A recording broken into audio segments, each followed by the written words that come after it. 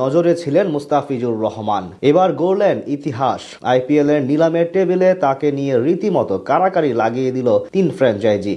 একের পর এক বিড চলল Kolkata Knight Riders, Chennai Super Kings এবং দিল্লি ক্যাপিটালস এর মধ্যে। সেখান থেকে শাহরুখ খানের কলকাতা নাইট রাইডার্স তাকে নিয়ে নিল রেকর্ড দামে।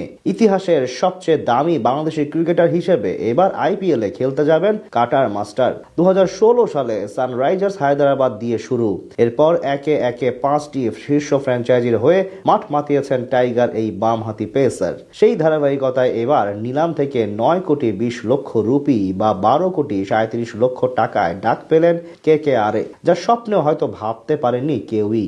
আইপিএল এর সবশেষ কয়েক আসরের নিয়মিত মুখ মুস্তাফিজুর রহমান। বল হাতে সেখানে বেশ উজ্জ্বল ছিলেন তিনি। তাছাড়া চলমান বছর অসাধারণ সময় কাটিয়েছেন সংক্ষিপ্ত ফরম্যাটে। তার কারণেই অধিকাংশ ম্যাচে জয় পেয়েছে বাংলাদেশ। এই বছর 20টি আন্তর্জাতিক টি-20 ম্যাচে 26 উইকেট শিকার করেছেন তিনি। তার চেয়ে বড় কথা, তার ওভার প্রতি রান খরচের হার ছিল কেবল 6.07, যা একজন পেস বোলারের জন্য অবিশ্বাস্য।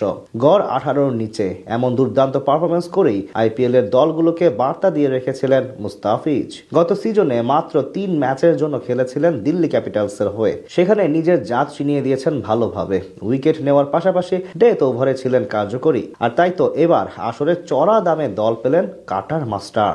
নিলামে আজ 101 নম্বর ক্রিকেটার হিসেবে নাম ওঠে মুস্তাফিজুর রহমানের। সেখানে মাত্র 2 সেকেন্ড পরই তার প্রতি আগ্রহ জানায় তার পুরনো ফ্র্যাঞ্চাইজি চেন্নাই সুপার কিংস। খানিক বাদে বিট জানায় তার গতবারের ফ্র্যাঞ্চাইজি দিল্লি ক্যাপিটালস। দুই দলই নিজেদের প্রাক্তন সদস্যকে পেতে বেশ কিছুটা সময় কারাকারি করে।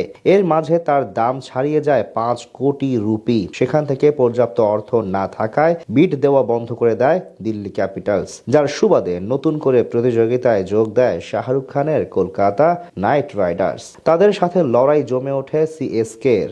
দুই ফ্র্যাঞ্চাইজি মিলে বেশ কিছুটা সময় মুস্তাফিজুর রহমানের জন্য একের পর এক বিড দিতে থাকেন। সেখান থেকে দাম পৌঁছে যায় 9 কোটি 20 লাখ রুপি পর্যন্ত।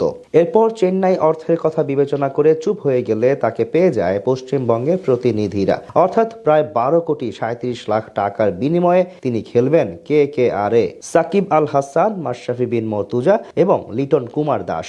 বাংলাদেশ ক্রিকেটের 3 প্রজন্মের 3 টি-20 অধিনায়কই খেলেছেন ওপার বাংলার ফ্র্যাঞ্চাইজি কলকাতা নাইট রাইডার্সের হয়ে।